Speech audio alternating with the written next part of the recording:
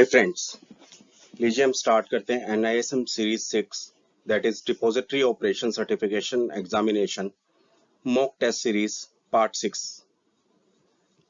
Part 6 के पहले question से स्टार्ट करते हैं।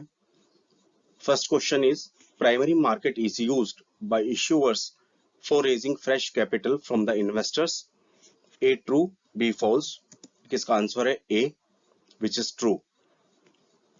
एक्सप्लेनेशन देखते हैं। The primary market provides the channel for raising funds from investors through sale of new securities. तो जैसे इनिशियल पब्लिक ऑफर आता है तो उसमें प्राइमरी मार्केट्स क्या करता है, वो रेज करता है through funds from investors through the sale of new securities. The issuers of the securities issue create or sell new securities in the primary market to raise the funds for investments and or to discharge some obligations। तो ये कोई company है, वो company क्या करती है, कोई investments के लिए रेज करना चाहती है, कोई प्लांट्स मशीनरी के लिए या कोई नए ऑफिस सेटअप के लिए, या उसके फिर डिस्चार्ज सम ऑब्लिगेशंस, या उसके पास कोई डेट है या कोई ऑब्लिगेशंस है तो उसको डिस्चार्ज करने के लिए वो नई सिक्योरिटीज इश्यू करती है प्राइमरी मार्केट को। तो वो इनिशियल पब्लिक ऑफर के थ्रू हो गया। And the issue of securities in the primary market can be made by a new company। तो जो नई कंपनी आती है वो इश्यू कर सकती है new securities. A new company promoted by an existing company. तो कोई एग्जिस्टिंग कंपनी है वो एक नई कंपनी को प्रमोट करती है, उसके लिए न्यू सिक्योरिटीज को इश्यू कर सकती है। An existing public listed company है तो वो कोई फ्रेश फिर से issues follow on public issue कर सकती है। और an existing public unlisted company, तो कोई पब्लिक लिमिटेड है कंपनी है जो कि अनलिस्टेड है, वो भी कभी फ्रेश कैपिटल को रेज कर सकती है। इसलिए primary market is used by the issuers for raising fresh capital from the investors. तो answer is A, true. Primary के मार्केट में क्या होगा, फ्रेश कैपिटल इशू होगी, नए शेयर्स सिक्योरिटीज इशू किए जाएंगे। जबकि सेकेंडरी मार्केट में क्या होता है कि जो एग्जिस्टिंग सिक्योरिटीज होती है उन्हीं के बीच में ट्रेड किया जाता है बाय और सेल के लिए। इसलिए प्राइमरी की मार्केट में हमारा आंसर हुआ A, primary market is used by the issuer for raising fresh capital from the investor। Next question है हमारा, dash is the part of primary market. A registrar and transfer agent, B merchant banker, C mutual fund and D all of the above. देखिए इसका answer है D, all of the above. There are several major player in the primary market. These includes merchant bankers जो help करते हैं to raise fresh capital, mutual funds जो इसमें invest करते हैं, फाइनेंशियल इंस्टीट्यूशन जो भी सिक्योरिटीज में इन्वेस्ट करते हैं, फ्रेश कैपिटल में इन्वेस्ट करते हैं, foreign portfolio investors and individual investors, वो सभी प्राइमरी मार्केट के पार्ट हैं क्योंकि वो उसमें सभी में इन्वेस्ट कर सकते हैं थ्रू प्राइमरी मार्केट जब वो फ्रेश कैपिटल के लिए सिक्योरिटीज इश्यू की जाती है। जबकि in the secondary market there are stock exchanges जिनके थ्रू एग्जिस्टिंग सिक्योरिटीज को ट्रेड किया जाता है, स्टॉक ब्रोकर जिनके थ्रू ट्रेड होता है, वो are the members of stock exchange, mutual funds, financial institution, foreign portfolio investors and individual investors. अब इसमें देखेंगे तो कुछ जो पार्ट है वो दोनों का है, प्राइमरी मार्केट का भी है और सेकेंडरी मार्केट का भी है। एंड साथ में अगर देखते हैं तो registrar and transfer agents, custodian and depositories are market intermediaries. तो ये मार्केट इंटरमीडियरीज होती है which provide important infrastructure services to both primary and secondary market. तो ये हमें इंफ्रास्ट्रक्चर प्रोवाइड करती है उन सर्विसेज को प्रोवाइड करने के लिए जो कि यूज होती है प्राइमरी एंड सेकेंडरी मार्केट में। इसलिए मेरा इसका आंसर हुआ D, registrar and transfer agent वो इशू करते हैं फ्रेश कैपिटल को, मर्चेंट बैंकर के थ्रू होता है, म्यूचुअल फंड्स उसमें इन्वेस्ट करते हैं। इसलिए हमारा D, all of the above are the part of primary market. Answer इसका जो डी है, ऑल ऑफ द अबव, कैसे है, जो इंडिया में है वो डिपॉजिटरीज मल्टी डिपॉजिटरी सिस्टम है कि इंडिया में कितने भी डिपॉजिटरीज हो सकती है। वैसे अभी जो हमारे पास है, अभी जो डिपॉजिटरी है वो दो है, CDSL but and NSDL, but जो इंडिया का सिस्टम कहता है उसमें मल्टीपल डिपॉजिटरी सिस्टम्स हो सकते हैं। तो उसमें कितने भी डिपॉजिटरीज हो सकती है basis the license permitted by SBA that SEBI। Dematerialisation of securities in the depository mode, तो हमें पता है डिपॉजिटरी मोड में जितने भी सिक्योरिटीज होती है वो इलेक्ट्रॉनिक मोड में रखी जाती है। तो dematerialisation of securities is also the feature of depository system in India. Fungibility, जो भी इलेक्ट्रॉनिक मोड की सिक्योरिटीज होती हैं वो अगर आप देखते हैं तो इलेक्ट्रॉनिक मोड की जो सिक्योरिटीज होती है वो सारी फंजिबल होती है, उसमें कोई डिस्टिंक्टिव कोई नंबर्स नहीं होते सिक्योरिटीज के, कोई उनके शेयर्स के सर्टिफिकेट्स के अलग से नंबर नहीं होते, उनकी कोई यूनिक आइडेंटिफिकेशंस नहीं होती। तो वो उनकी सारी की सारी जो सिक्योरिटीज होती है इलेक्ट्रॉनिक मोड में वो फंजिबल होती है, इसलिए इसका आंसर है हमारा D, all of the above.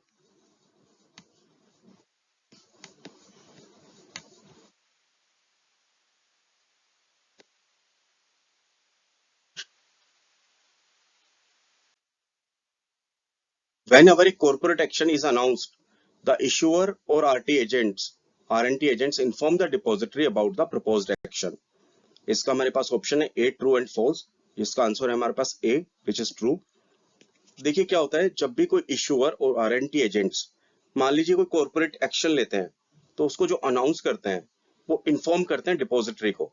तो मान लीजिए किसी ने इश्यूअर या कोई कंपनी या आरएनटी एजेंट्स उन्होंने सपोज डिक्लेयर किया डिविडेंड को, तो डिविडेंड एक कॉर्पोरेट एक्शन हो गया, कॉर्पोरेट प्रपोज्ड कॉर्पोरेट एक्शन। तो वो डिपॉजिटरी को इन्फॉर्म करेगा कि भाई हम लोग डिविडेंड डिक्लेयर करने वाले हैं या प्रपोज्ड हमारा कॉर्पोरेट एक्शन है। उसके बारे में वो डिपॉजिटरी को इन्फॉर्म करेगा। डिपॉजिटरी मेथड के थ्रू डीपीस को इन्फॉर्म करेंगे। जो डीपी होगा वो अपने इन्वेस्टर्स को इन्फॉर्म करेगा। और साथ में जब कॉर्पोरेट ये इशूअर्स या आरएनटी एजेंट्स जब डिपॉजिटरी को इन्फॉर्म करेंगे कोई भी प्रपोज्ड एक्शन के लिए, तो मान लीजिए जैसे डिविडेंड ही है, तो एक उसकी डिविडेंड की एक रिकॉर्ड डेट हो जाएगी कि उस पर्टिकुलर रिकॉर्ड डेट को जो भी इन्वेस्टर्स उनके रिकॉर्ड में एग्जिस्ट करेंगे उन सभी को तो डिविडेंड मिलेगा।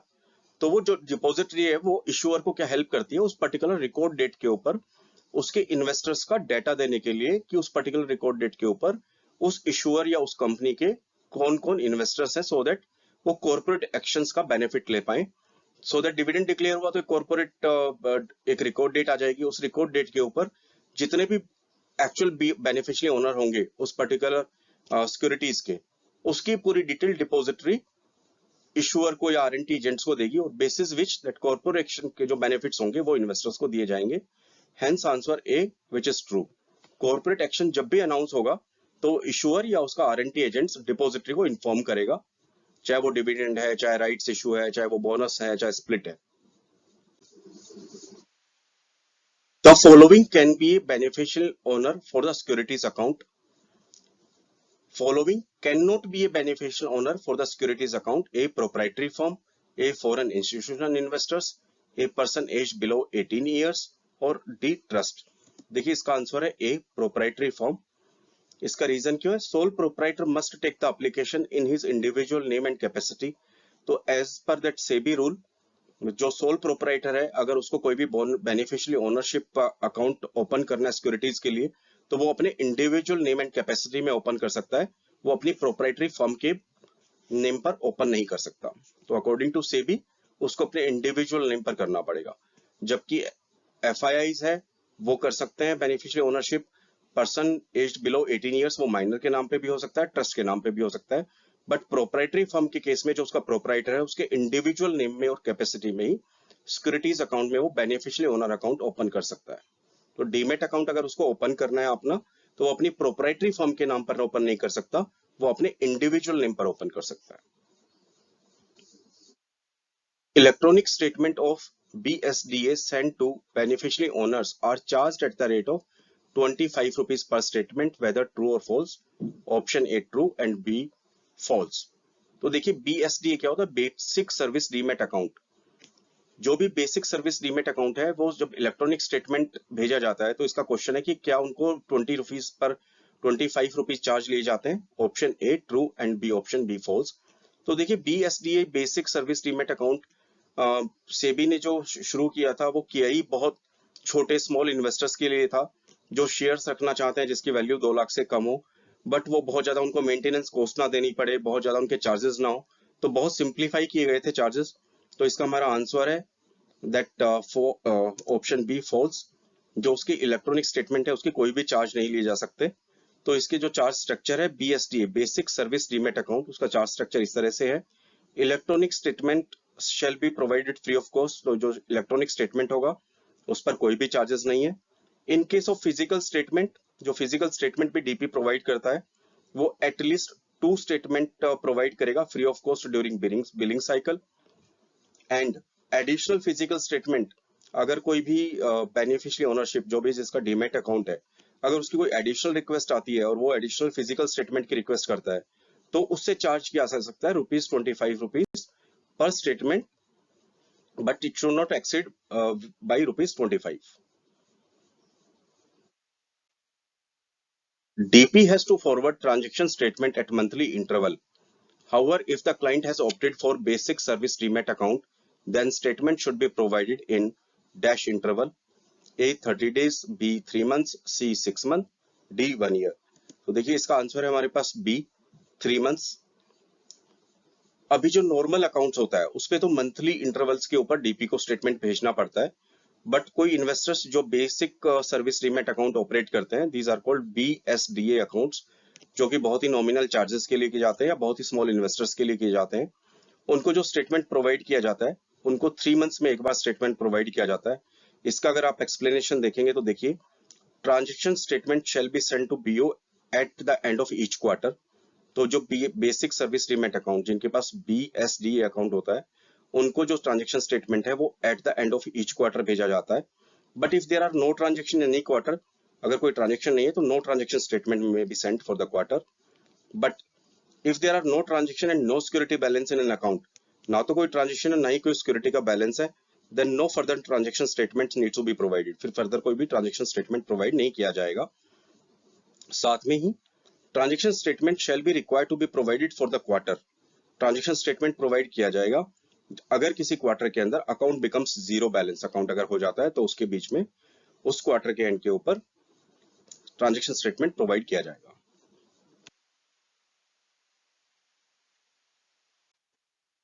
इन pledge hypothecation, DP intimates to the pledger the pledge sequence number.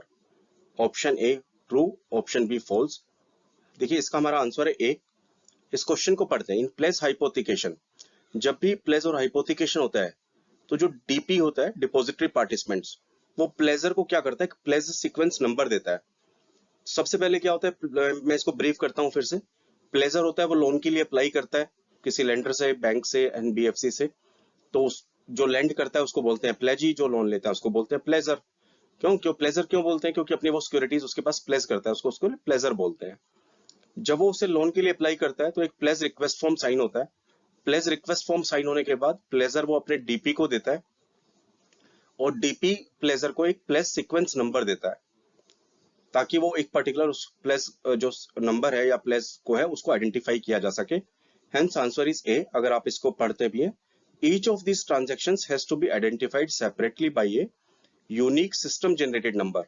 तो सिस्टम से एक यूनिक नंबर जनरेट होता है, pledge sequence number, in the DP system, and a separate set of instructions has to be given against each of these transactions. तो हर तरह की transactions के लिए या हर तरह के अलग अलग प्लेज के लिए अलग अलग प्लेज सीक्वेंस नंबर होता है। Hence answer is A, true. With the introduction of depository system in India, theft, forgery, mutilation of certificates becomes more prominent. Option A true, option B false। तो देखिए बहुत simple है, इसका हमारा answer है B false। जैसे ही introduction हुआ था डिपॉजिटरी सिस्टम में, जब शुरू हुआ था इंडिया में, तो फिजिकल सिक्योरिटीज की theft, forgery, mutilation of certificate, जो कि पहले बहुत प्रोमिनेंट था, वो बंद हो गया। इसलिए इसका आंसर हुआ false. Depository system, the investor stands to gain by way of an efficient settlements.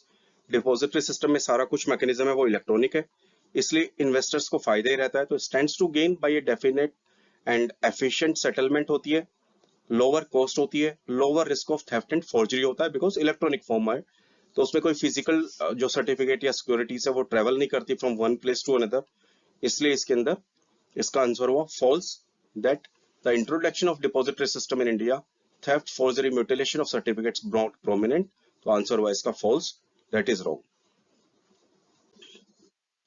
Debt instruments can be classified into different categories like A. Bond and debentures, B. Commercial paper and government securities, C. Treasury bills, and D. All of the above।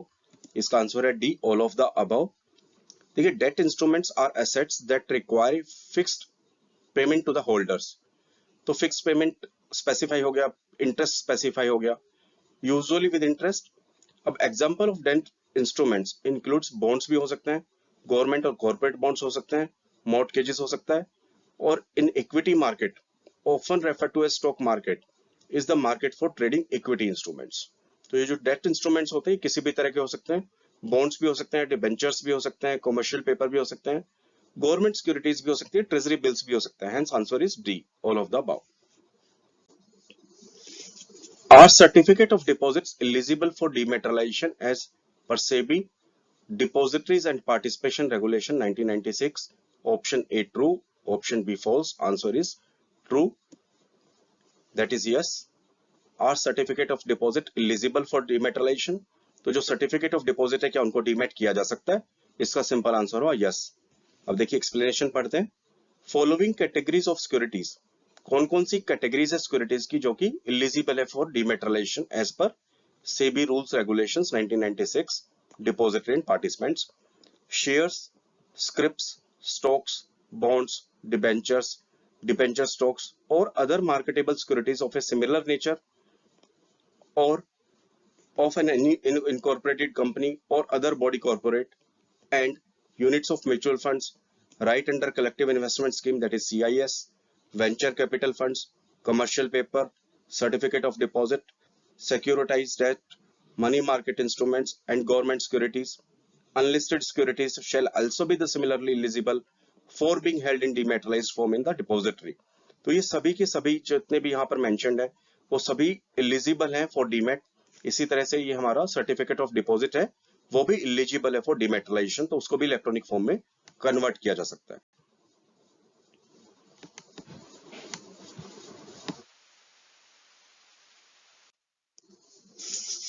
Dash has to enter and update the nominee details submitted by the share account holder, A company, B exchange, C SEBI, D DP। तो इसका answer है D हमारा DP. देखिए इसमें investor या security holder या beneficiary owner account holder जब भी कोई नॉमिनी अपडेट करना चाहेगा तो एक नॉमिनेशन का फॉर्म सबमिट करेगा अपने डीपी को, और वो क्या करेगा अभी यहाँ पे हम पढ़ते हैं explanation. There is a separate prescribed form of nomination. तो डिपॉजिटरी सेगमेंट के अंदर एक नॉमिनेशन फॉर्म है and nomination can also be change. Nomination को कितनी बार भी चेंज किया जा सकता है by resubmitting the nomination detail in prescribed format. तो जब भी जो बेनिफिशियरी ओनर होगा जो सिक्योरिटीज का या डीपी में जिसका अकाउंट होगा डीमेट अकाउंट, वो अपने डीपी को क्या करेगा एक नॉमिनेशन का फॉर्म देगा और डीपी क्या करेगा DP has to enter and update the nominee detail. तो जो नॉमिनी डिटेल है वो सबमिट करेगा बाय द अकाउंट होल्डर। जो अकाउंट होल्डर उसको नॉमिनी डिटेल देगा इन द प्रेस्क्राइब फॉर्मेट, वो उसको डीपी सिस्टम में अपडेट कर देगा। अब मान लीजिए कि किसी डीमेट अकाउंट होल्डर के पास 100 कंपनीज के शेयर है। अब वो नॉमिनेशन डिटेल एक जगह ही देगा अपने डीपी को और वो 100 की 100 जगह सभी कंपनीज में एक साथ नॉमिनी डिटेल अपडेट हो जाएंगी। इसलिए उसका वर्कलोड भी इस इलेक्ट्रॉनिक फॉर्मेट में इस डिपॉजिटरी सिस्टम में उसका काफी कम हो जाता है। उसको हर रजिस्ट्रार को या हर कंपनी को कांटेक्ट नहीं करना पड़ेगा टू चेंज द नॉमिनी। तो इसलिए डिपॉजिटरी सिस्टम का फायदा भी बहुत होता है। तो जो नॉमिनेशन फॉर्म अकाउंट होल्डर जो सबमिट करेगा उसको डीपी सिस्टम में अपडेट करेगा, एंटर करेगा और उसके नॉमिनी डिटेल्स को अपडेट करेगा। Record date for a corporate action is announced by. देखिए कॉर्पोरेट एक्शन क्या हुआ, कोई भी कंपनी है कॉर्पोरेट एक्शंस ले सकती है, डिविडेंड डिक्लेयर कर सकती है, शेयर्स को स्प्लिट कर सकती है, शेयर्स के अगेंस्ट में बोनस शेयर्स इशू कर सकती है, राइट इशू कर सकती है। तो ये सभी एक तरह के कॉर्पोरेट एक्शंस हो गए। तो उसकी जो रिकॉर्ड डेट है कि इस पर्टिकुलर डेट पे एलिजिबल शेयर होल्डर्स कौन है, वो कौन डेट अनाउंस करता है? ए एक्सचेंजेस, बी इशूअर, सी डिपॉजिटरी और डी शेयर होल्डर्स। तो इसका आंसर है हमारे पास बी इशूअर। जो कंपनी है या कॉर्पोरेट है या जो इशूअर है वही उसके रिकॉर्ड डेट को अनाउंस करेगा और डिपॉजिटरी को इन्फॉर्म करेगा। तो लेट अस सपोज यहाँ पर एक कंपनी है for example ITC.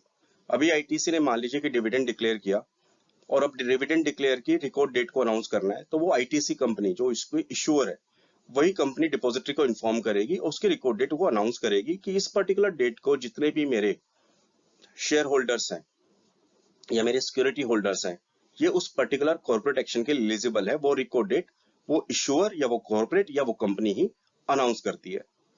Whenever a corporate action is announced, the issuer or its R&T agents inform the depository about the proposed corporate action। तो पहले तो वो proposed corporate action के बारे में डिपॉजिटरी को इन्फॉर्म करेंगे और इसकी रिकॉर्ड डेट को भी इन्फॉर्म करेंगे। And the information of the corporate action is made available to the DPs through the depository system. तो डिपॉजिटरी सिस्टम के थ्रू डीपीज के पास कॉर्पोरेट एक्शन की इंफॉर्मेशन आ जाएगी और जो डीपीज हैं वो अपने अकाउंट होल्डर्स को उस पर्टिकुलर कॉर्पोरेट एक्शन के बारे में इन्फॉर्म करेंगे।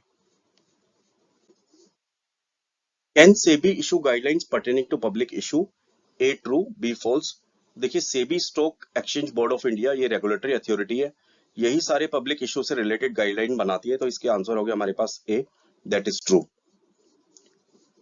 Eligible investors will be required to submit specified form to the depository participant at the time of account opening or designated his or existing demat account for taking the benefits under RGESS. State whether true or false. Option A false and option B is true.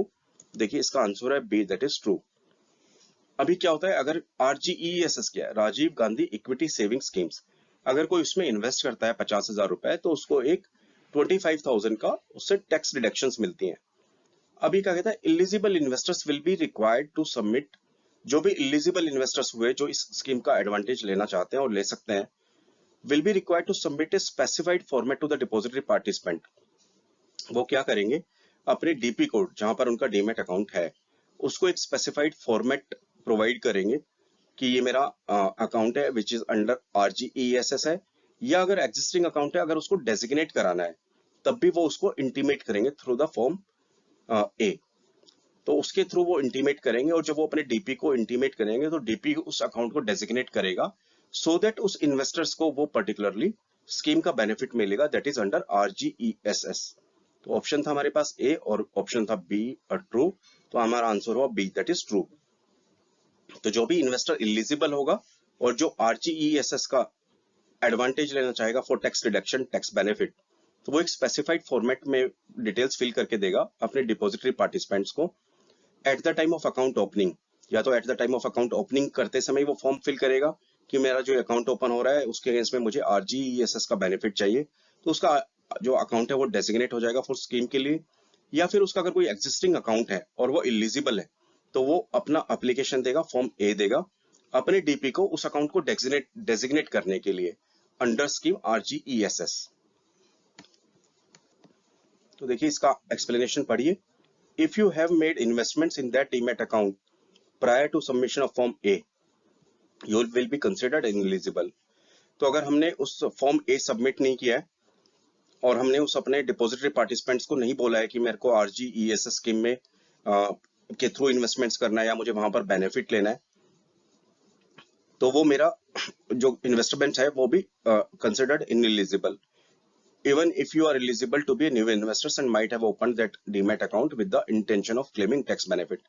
चाहे वो आपने tax benefit के लिए उस intention के लिए खोला हो, बट अगर आपने वो फॉर्म सबमिट नहीं किया अपने डीपी के पास और आपने कोई शेयर्स खरीद लिए हैं तो वो आपको उसका टैक्स का बेनिफिट नहीं मिलेगा। क्यों?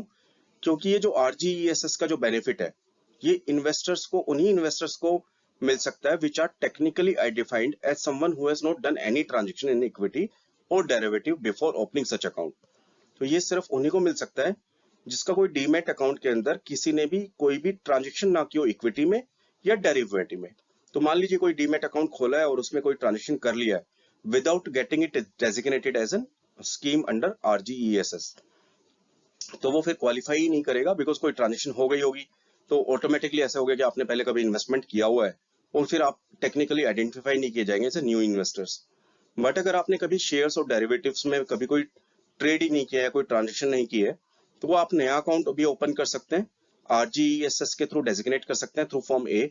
या अगर आपके पास कोई डीमेट अकाउंट पहले से है बट आपने कोई ट्रांजेक्शन नहीं की है कोई भी इक्विटी में डेरिवेटिव में, तब भी आप अपने एग्जिस्टिंग अकाउंट को अपने डीपी को फॉर्म ए भरकर डेजिग्नेट करवा सकते हैं under scheme RGESS so that you can get a tax benefit. Any client account opened with a DP may be used for dealing in government securities. Option A true, option B false, option A which is true. देखिए कैसे, an investors has an option, एक investors के पास option होता है कि अपनी उसकी जो सिक्योरिटीज है इन फिजिकल फॉर्म में रख सके या फिर वो book in entry form electronic में रख सके, which is generally known as SGL, subsidiary general ledger. The settlement of trades and registration of transfer of these securities is done by Public Debt Office of RBI।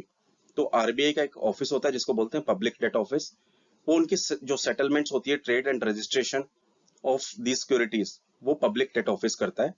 और RBI has permitted bank, primary dealers and certain other entities like NSDL, NSCCL, SHCIL to provide SGL facilities to the client। As RBI has permitted NSDL to offer SDL facilities, तो RBI ने NSDL को offer किया हुआ है कि SDL facility provide कर सकती है। तो NSDL is offering this facility through the network of depository participant. तो एनएसडीएल के पास बहुत सारे डिपॉजिटरी पार्टिसिपेंट्स हैं जिनमें हम इन्वेस्टर्स के डीमेट अकाउंट होते हैं, तो वो ये सर्विसेज उसके थ्रू ऑफर करती है। तो participants can allow an entity to hold, acquire और trade government securities through the client account open by such entity. तो अगर मेरे पास डीपी के पास अकाउंट्स हैं और एनएसडीएल उसके साथ में डिपॉजिटरी है, तो डेफिनेटली मैं उसके अंदर एक्वायर कर सकता हूँ, ट्रेड कर सकता हूँ through government securities through these client account opened by such entity. Hence, answer is A, is which is true. How many delivery instruction slip DIS are issued to the BOS? BOS का मतलब again beneficiary owners accounts at the time of opening BSDA. Option A 1, option B 2, option C 3, option D 4. इसका answer है हमारे पास B 2. देखिए अगर BSDA account open करते हैं, that is basic service demat account, तो उसमें जो delivery instruction slip use issue होती है वो at the time of account opening सिर्फ 2 ही होती है एज पर रूल्स। तो इसलिए हमारा आंसर होगा 2। The prevention of money laundering act 2002 PMLA has come into effect from 1 July. Option A 2002, 2005, 1996, 2007। तो इसका आंसर है हमारे पास B. The prevention of money laundering bills have been passed by both the houses of parliament, received the assent of president on 17th January 2003. तो 17th January 2000 को उसमें पूरा काम हो गया था। It came on the statute books as the Prevention of Money Laundering Act 2002, 15 of 2003, but which came into force from 1st of July 2005. तो जो prevention of money laundering act 2002 था वो फोर्स में आया था 1 जुलाई 2005 को।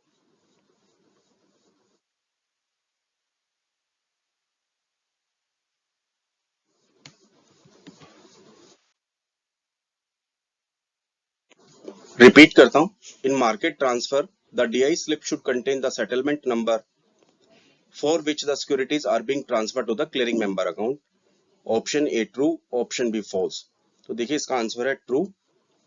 जब भी सिक्योरिटीज ट्रांसफर की जाएंगी तो उसमें क्या फिल करना होता है? DI slip, delivery instruction slip, इसके थ्रू ही शेयर ट्रांसफर होते हैं। तो इसमें क्या क्या मेंशन करना रिक्वायरमेंट होता है?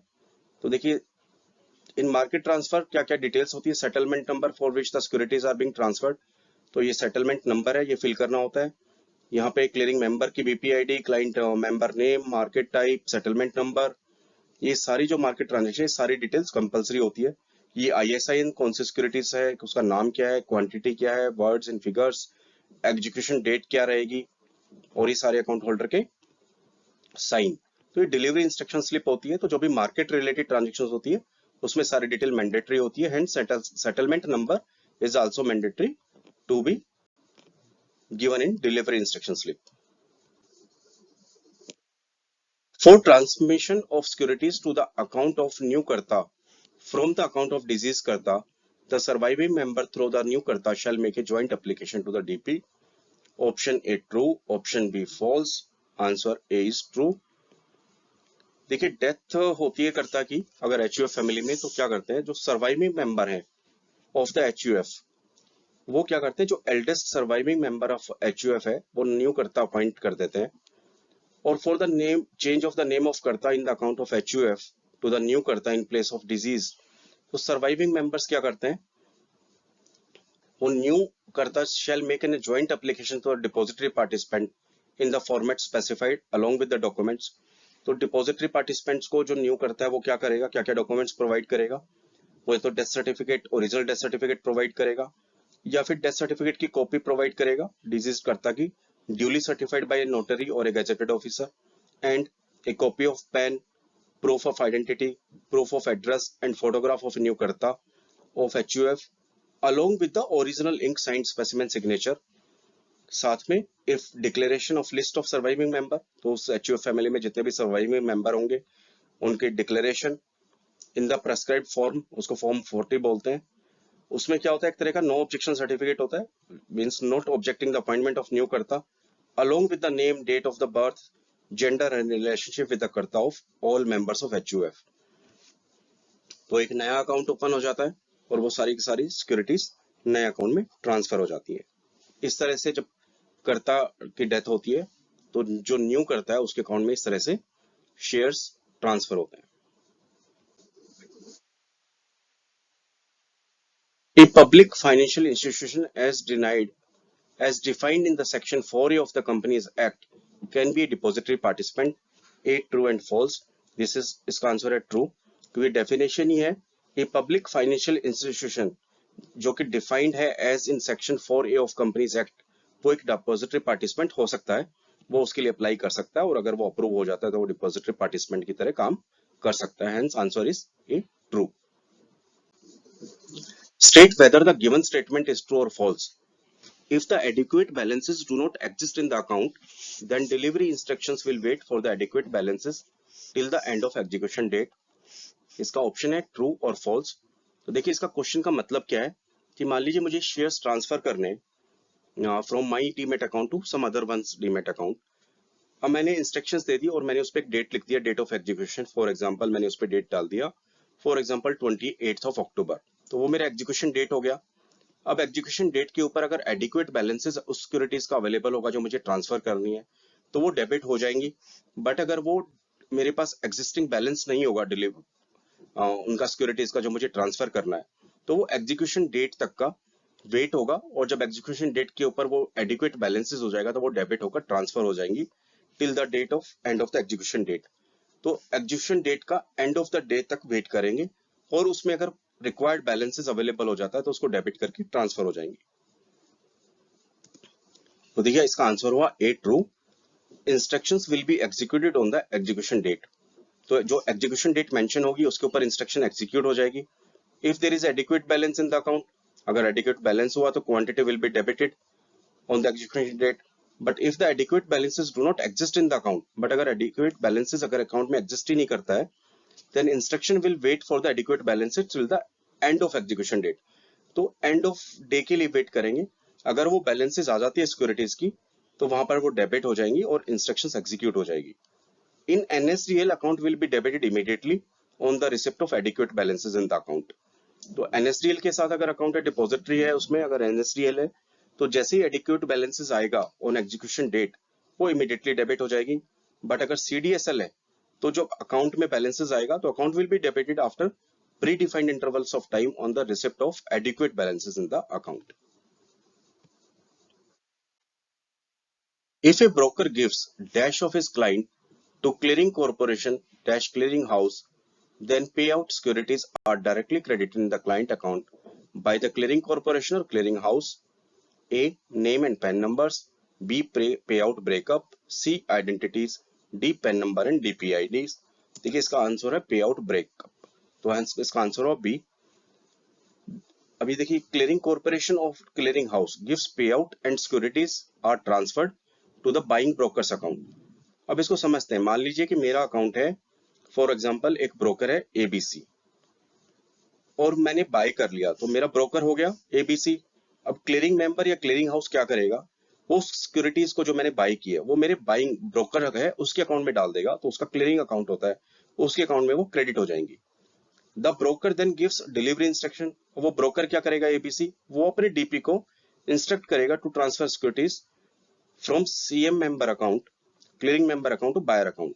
तो वो अपने डिपॉजिटरी पार्टिसिपेंट को इंस्ट्रक्ट करेगा कि वो मेरे अकाउंट में ट्रांसफर कर दे। मींस मैं इन्वेस्टर्स हूं, मैंने बाय किए, तो जो मेरा ब्रोकर है वो अपने DP को इंस्ट्रक्ट करेगा और वो मेरे अकाउंट में ट्रांसफर करेगा।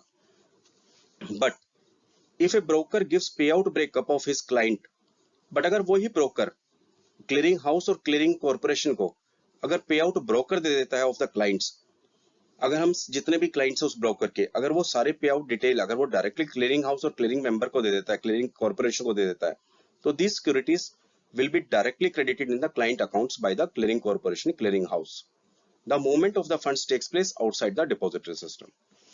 देखिए इसको दोबारा से एक बार एक्सप्लेन करता हूँ, बहुत सिंपल है। मान लीजिए कि मैं इन्वेस्टर हूं, मेरा अकाउंट है किसी ब्रोकर के पास और उस ब्रोकर का नाम है ABC। मैंने कोई शेयर्स बाय किए, मान लीजिए ITC के 100 शेयर्स बाय किए। अभी क्या होगा, जब ये मैं बाय करूंगा तो क्लियरिंग कॉर्पोरेशन और क्लियरिंग हाउस वो क्या करेगा, उस सिक्योरिटीज को मेरे एबीसी ब्रोकर का जो अकाउंट है उसके क्लियरिंग मेंबर अकाउंट में डाल देगा। अब वो ब्रोकर क्या करेगा, क्योंकि वो शेयर्स बाय मैंने किए थे, तो वो अपने डीपी को इंस्ट्रक्शंस देगा, डिलीवरी इंस्ट्रक्शंस देगा कि वो उस 100 शेयर्स को जो आईटीसी के हैं वो मेरे अकाउंट में ट्रांसफर करे। तो वो ब्रोकर का जो डीपी है फिर वो मेरे अकाउंट में ट्रांसफर करेगा। बट अगर वो ब्रोकर साथ साथ में साइमल्टेनियसली पे आउट ब्रेकअप दे देता है ऑफ हिज क्लाइंट्स, तो मान लीजिए एबीसी के थाउजेंड्स ऑफ क्लाइंट हैं, अगर वो पे आउट ब्रेकअप दे देगा कि किसने कितने शेयर्स बाय किए हैं, तो मान लीजिए मैंने किए 100 आईटीसी के, किसी दूसरे ने किए 100 रिलायंस के, और इसी तरह से सोन, तो वो अगर सारे पे आउट ब्रेकअप दे देगा उसके क्लाइंट को, क्लाइंट का breakup to clearing corporation clearing house, तो वो डायरेक्टली उनके पास पूरी लिस्ट आ जाएगी और वो क्लियरिंग हाउस और क्लियरिंग कॉर्पोरेशन डायरेक्टली उन क्लाइंट्स के अकाउंट में वो क्रेडिट कर देंगे। Hence answer is pay out breakup, that is B. Who is required to give the inter-settlement instruction to participant for securities lying within a same clearing member but in different settlement pocket? A. Exchange, B. Clearing house, C. Depository, D. Clearing member।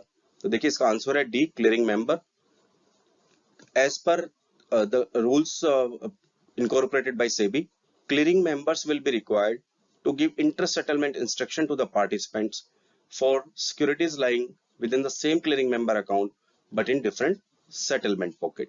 तो हमारा इसका answer होगा D, clearing member. Electronic statement of the BSDA sent to beneficiary owners are charged at the rate of ₹25 per statement. State whether true or false। Option A true, option B false. देखिए इसका answer है B, false. देखिए बीएसडीए account को समझना बहुत requirement है। बीएसडीए का मतलब हुआ बेसिक सर्विस डीमैट अकाउंट। ऐसे स्मॉल इन्वेस्टर्स जो बहुत ज्यादा ट्रांजेक्शन ना करें, तो सेबी ने उन्हीं के लिए अकाउंट इंट्रोड्यूस किया था ताकि उनके चार्जेस ना हो, इनकी मेंटेनेंस ज्यादा ना लगे, उनके चार्जेस भी बहुत कम रहे। तो जो जिन अकाउंट होल्डर के पास बीएसडीए अकाउंट्स हैं उनके जो चार्जेस हैं स्टेटमेंट्स के वो इस तरह से होते हैं। Electronic statement shall be provided free of cost, क्यों वैसे ही बेसिक सर्विस डीमैट अकाउंट है, तो जो इनके इलेक्ट्रॉनिक स्टेटमेंट है वो फ्री ऑफ कॉस्ट दिए जाएंगे। In case of physical statement, अगर फिजिकल स्टेटमेंट है तो बिलिंग साइकिल में जो डीपी है वो एटलीस्ट 2 स्टेटमेंट देगा, वो फ्री ऑफ कॉस्ट देगा। बट अगर किसी इन्वेस्टर को एडिशनल कोई फिजिकल स्टेटमेंट चाहिए तो वो उसको चार्ज कर सकता है at a fee not exceeding ₹25 per statement. Hence answer is B, false. तो फ्रेंड्स पार्ट 6 के लिए यहीं तक। Thank you very much for watching this videos. I hope ये वीडियोस आपको अपनी स्टडी और प्रिपरेशन में बहुत हेल्प कर रही होंगी। तो डेफिनेटली चैनल को सब्सक्राइब करना मत भूलिएगा, बेल आइकन को दबाना मत भूलिएगा। आप बेल का आइकन दबाएंगे तो डेफिनेटली आपको न्यू न्यू वीडियोस की नोटिफिकेशंस मिलती रहेंगी और हमारी नई वीडियोस आपके पास आती रहेंगी। डेफिनेटली हम लोग आने वाले टाइम में बैंकिंग और फाइनेंशियल सेक्टर से रिलेटेड जितने भी जिस तरह के सर्टिफिकेशन एग्जाम, स्टडी मटेरियल्स हैं, उनके मॉक टेस्ट, उनके स्टडी मटेरियल्स हम आपको प्रोवाइड कराते रहेंगे। इवन इनफैक्ट हम आपको इन मॉक टेस्ट के बाद में हम आपको कुछ एफएक्यूज या स्टडी मटेरियल जो कि बहुत ही इंपॉर्टेंट होगा आपकी इस NISM सीरीज 6 के लिए, वो भी आपको समझाएंगे, उसका भी स्टडी मटेरियल आपको प्रोवाइड कराएंगे। तो please keep on waiting for these videos and again thank you very much for watching these videos. Have a nice day and happy Diwali.